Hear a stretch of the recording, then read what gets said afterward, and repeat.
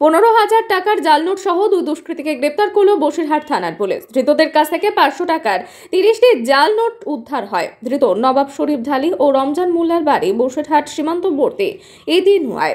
Police সূত্রে জানা যায়, গত কয়েক মাস ধরে দুষ্কৃতীদের একটি চক্র জাল টাকা বাজারে ছড়ানোর চেষ্টা করছে। এই খবর পেয়ে তল্লাশি চালাতে গিয়ে আজ ভোর রাতে পুলিশ গোপন সূত্রে খবর পেয়ে দুই দুষ্কৃতীকে বসিরহাট চাপাপুকুর রোড থেকে গ্রেপ্তার করে।